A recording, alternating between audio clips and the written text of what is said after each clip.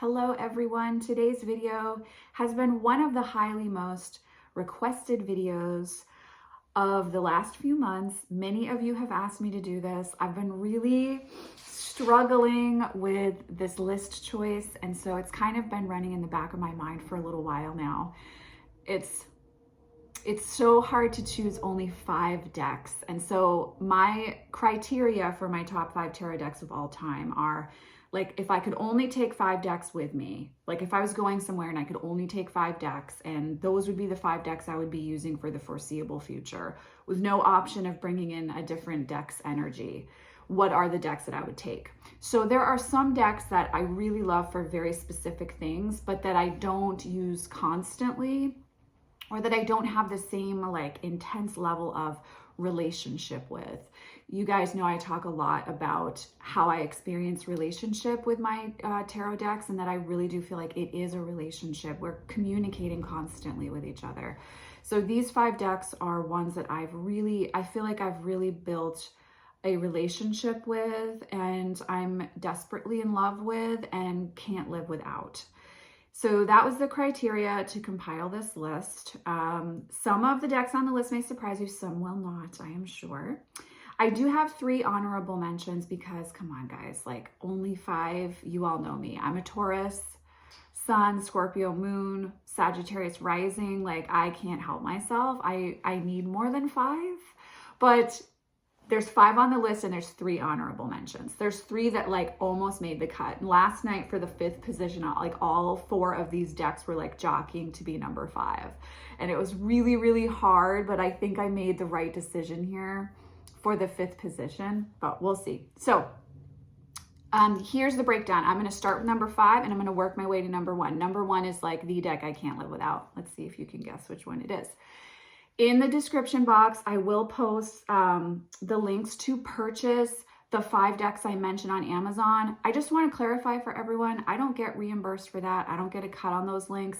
But if I don't put those links in there, a lot of you message me and ask me for a link to purchase the deck. So just to make life easier for everyone, I have just now post the Amazon link to purchase the deck.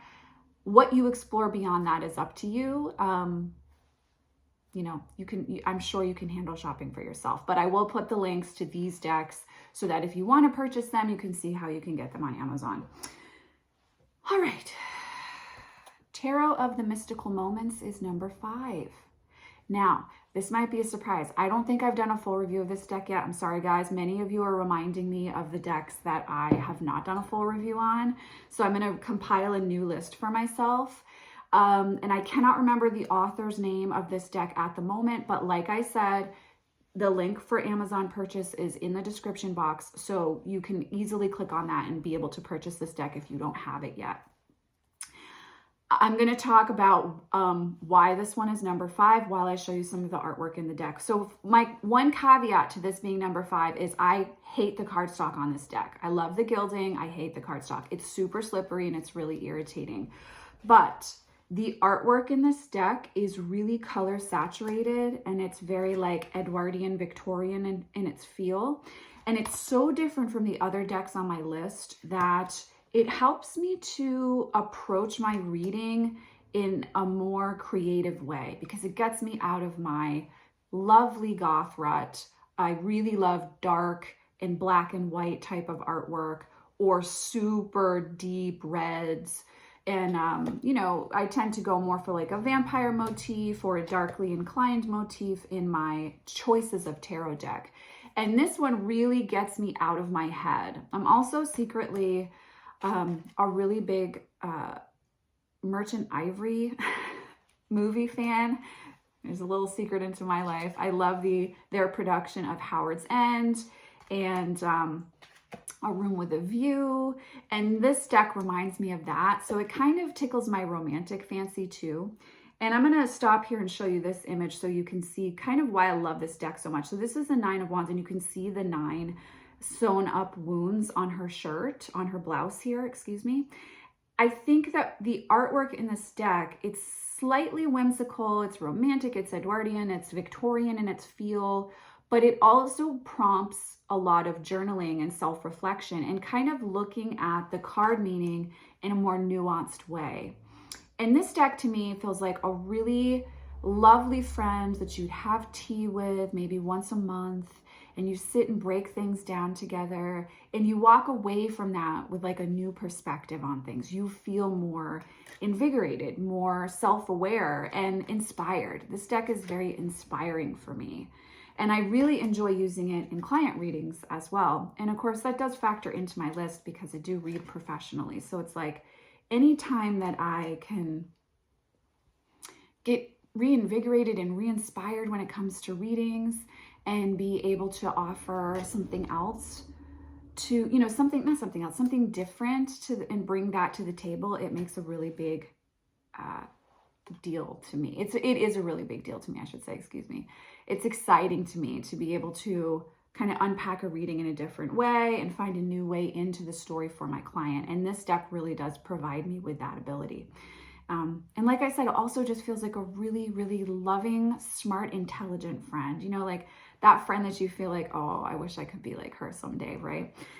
So this is Tarot of the Mystical Moments, and it's my number 5 on the list. This is what the backing looks like.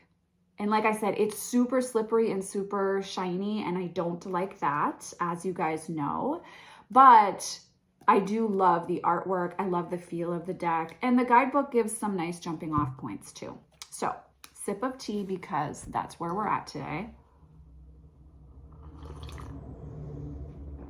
So, number 4 is the Darkwood Tarot. I think if you have like a top 5 of all time on your list, you have to have one that's really aligned with Rider-Waite symbolism. And I think the Darkwood Tarot manages to be really true to that while also being a beautiful experience for those of us who identify as witches, for those of us who are darkly inclined, who love like old, you know, like works of Edgar Allan Poe, and that type of like, you know, like that more goth version of like, you know, Charles Dickens or Bram Stoker, that kind of feel when you kind of get into those dark areas in fairy tales. And the Darkwood Tarot like just brings all of that. She packs a beautiful punch, and she still sticks to traditional Rider-Waite symbolism too. So for those times when you really want to go back to basics, it's nice to be able to come to a deck like this that has artwork that I enjoy, as opposed to, and all mad respect to Pamela Coleman Smith, but her artwork doesn't really pull me in the same way. And every deck on this list is a deck that I love to journal with, that I love to meditate with, and just in general hang out with. And I also feel like this deck is really aligned with the Sacred Feminine. I think she holds a space of like Hecate and the Morrigan. And then also like she holds all 3 facets of the triple goddess, right? And I think you really get a feel for that in this deck. I do anyhow. I don't think she only holds one facet. So this is the Darkwood Tarot, and this is number 4 on my list. I love it. I don't know if when you guys were young, you ever played, there was a Legend of Zelda one, on the first one on GameCube. Wind Waker?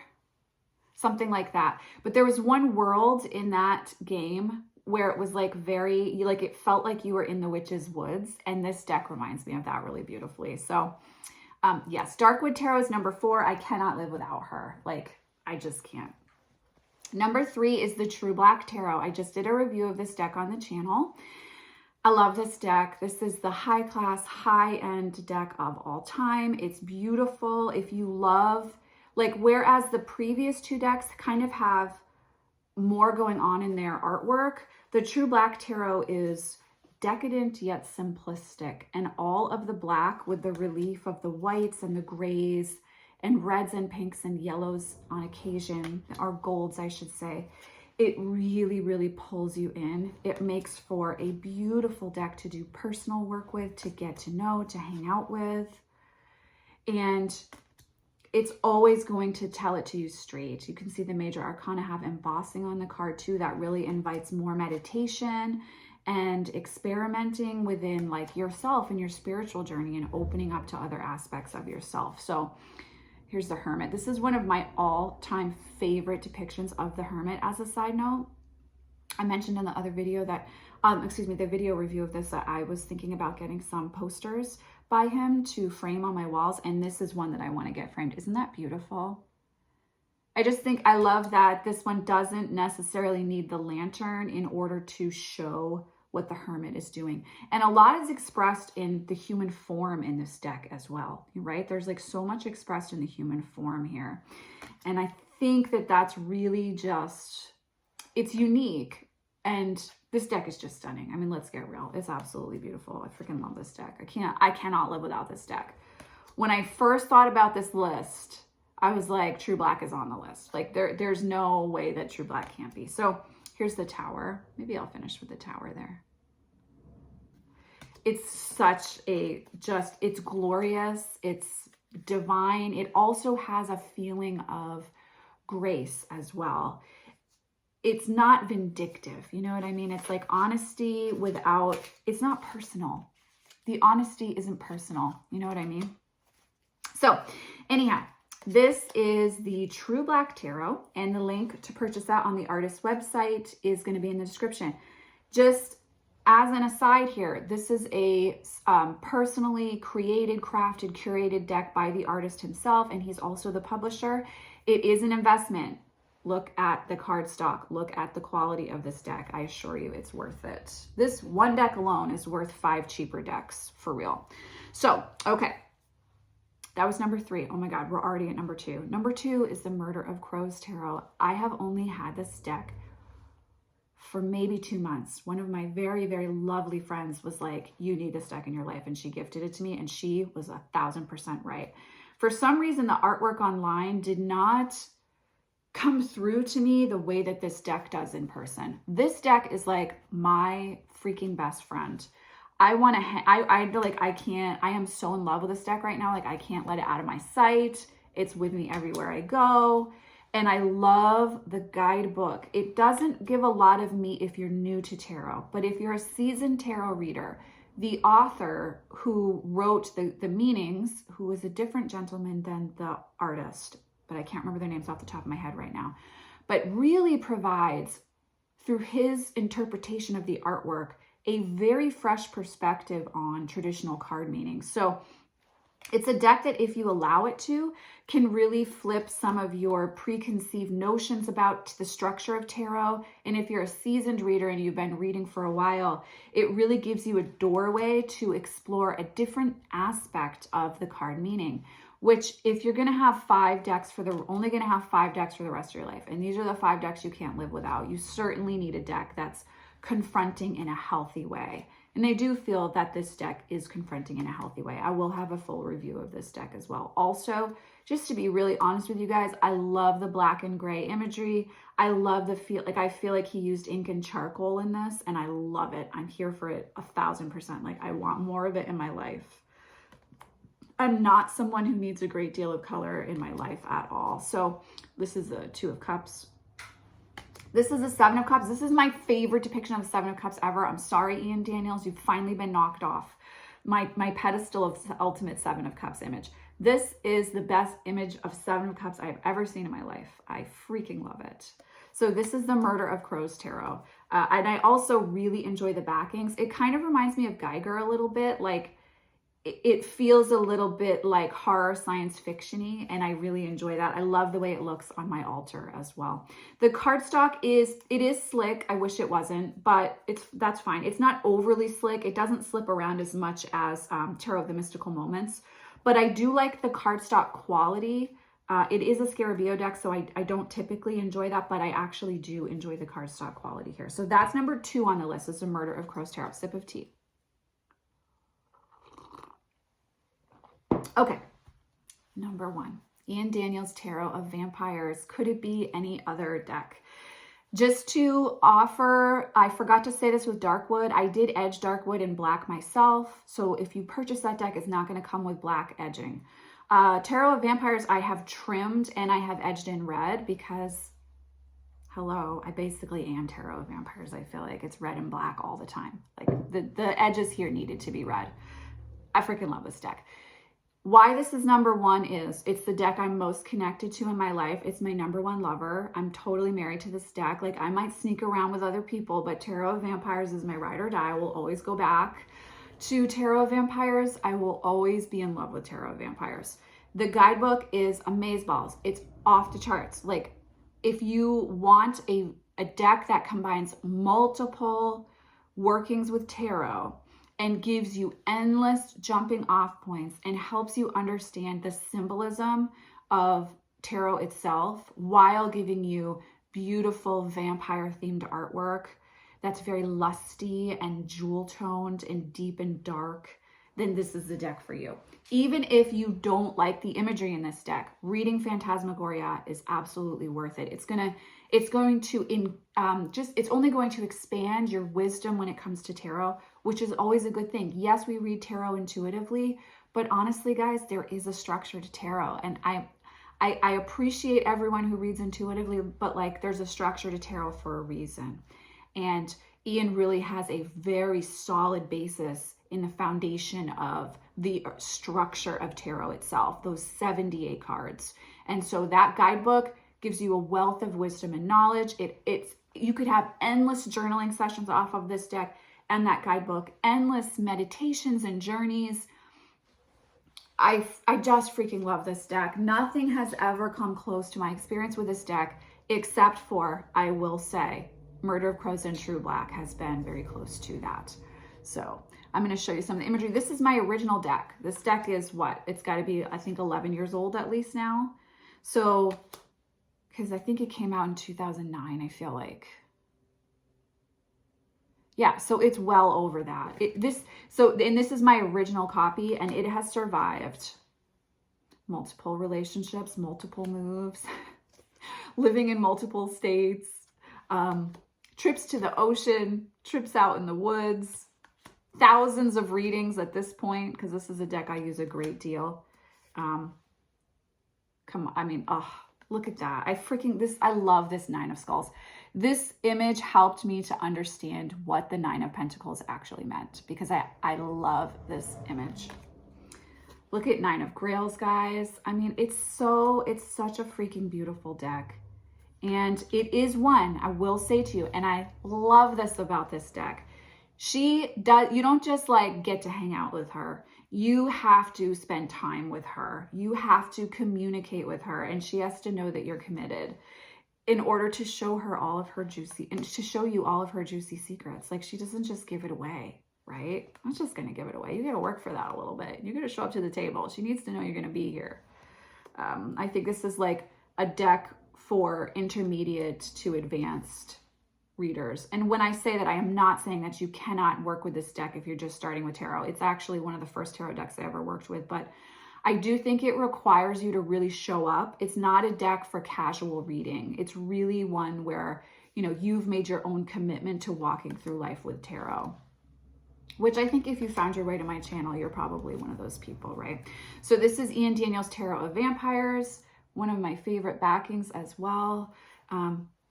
I'm covered in roses and peonies, as you can see, as far as tattoos go. And so the backing really just speaks to me as well. But every single thing in his imagery is there for a reason, and he breaks it down for you in the guidebook. So that's my top 5. My number 1 is Tarot of Vampires by Ian Daniels. My number 2 is Murder of Crows. Number 3 is True Black. Number 4 is Darkwood. And number 5 is Tarot of the Mystical Moments. Very briefly, I'm going to get into my 3 honorable mentions here. The Ceccoli Tarot was in a dead heat with Tarot of the Mystical Moments. The only reason why I didn't make my absolute top 5 is because I use this deck specifically for shadow work. And so it's not one that I use every single day. It's one that I actually need a break from. We need time. I love this image of the moon. Isn't that gorgeous?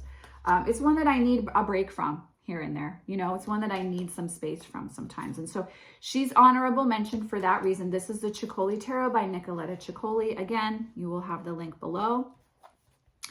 Tarot of the Abyss. It was really hard not to put this in my top 5, but I do feel like Murder of Crows needed to take her place on the list. I love this deck. While it is black and white and gray in theme, and you can tell it's ink drawings here, it doesn't feel like a shadow deck. Like, it's not only a shadow deck. This is a very well-rounded deck, and another one like Tarot of the Mystical Moments, where some of the artist's choices and imagery really gives you like a different doorway into card meanings. And it lets you craft new stories with the cards, which is really, really beautiful and exciting. It feels like a very sweet, gentle sister to me. It doesn't feel like a darkly themed deck, or, you know, you really have to be into the horror genre or be darkly inclined to enjoy the artwork. I think across the board, you can find connection with this deck, and it's very gentle and sweet and loving, while still packing a powerful punch as far as messages go. I actually really like to use this deck for love readings, for relationship readings for clients. It's very honest, and it really gets into what's going on underneath the surface of the connection that I'm looking at for the client. And my final honorable mention is the Linestrider Tarot. This deck is probably one you would think would be the least in line with my aesthetic, and it is, but I love this deck. It's watercolor, first of all, so it's very soft, it's very ethereal, it's very gentle, and I love the animal imagery. Now, I am someone who's been trained shamanically extensively, and so I work with spirit animal energy a lot, but I do not work with spirit animal in the New Age way that many people do. So I find that this deck is more in alignment with the way that I work with spirit animal energy for myself and for clients than some of the more popular spirit animal oracles. I feel like you really capture the essence of calling in that animal's energy into your experience. And shamanic work is not New Age work. You know, it gets tossed in with that a lot, but it's really not. And I do think that this deck carries a lightness, but also a weight to it that's very healthy and beautiful. And also, it's a very just gorgeous deck to work with and look at. And the images are not confronting for the most part. And so for clients, they will not feel freaked out when I pull this deck out for them to work with as well. So it's one that really has this gorgeous sweet spot, and it's why it's in my honorable mention. I honestly don't think I could live without any of these 8 decks, to be really fair, but it was a top 5, so I did have to cut these 3 out. The guidebook for this deck is excellent as well. A lot of jumping off points there too. So if you feel called to purchase this deck, I would say don't waste that guidebook. Definitely give it a read, journal with it. It really helped me with some traditional card meanings that I didn't align with. This deck was very, very important in helping me to let go of that and just be where I am with how I interpret Rider-Waite-Smith imagery in a deck. And this one is pretty much in alignment with Rider-Waite-Smith as well. There's a few variations, but if you're new to tarot, you could absolutely jump into working with the Linestrider and not feel afraid that you are, you know, misunderstanding traditional meanings. So that's my list, guys. Oh my God, this video's been 23 minutes. It's really hard not to like gush about my favorite decks. I am so blessed that I get to do for work what I am deeply passionate about. And I am deeply, deeply passionate about tarot. It gives my life such deep meaning, and it helps me to understand myself and others. And it allows me to be able to share my gifts with others too in a way that feels accessible and appropriate for people. And so I am deeply grateful to tarot, and I am deeply in love with these decks. So share your list down below, guys. I want to hear what everybody else has too, because you all know I'm always in the market for a new tarot deck. Taurus life. So share your top 5 down below for me so that I can see what you guys are loving too and what you guys can't live without. And also, many of you have been sharing viewer request video topics for me. I really appreciate that. It helps me create content that you guys want to see that's also authentically in alignment with my work. So if you have a thought or a request for a video in the future, always feel free to share that in the comments. And I will, even if I can't respond to you, I have a notebook that I jot these ideas down in, and I do try to get back to and accomplish the items on that list. So please feel free to share if you have any viewer request ideas for me. I'm always happy to hear that. I'm totally here for it. So as always, guys, I am sending you much love and many blessings. I'll see you in the next video.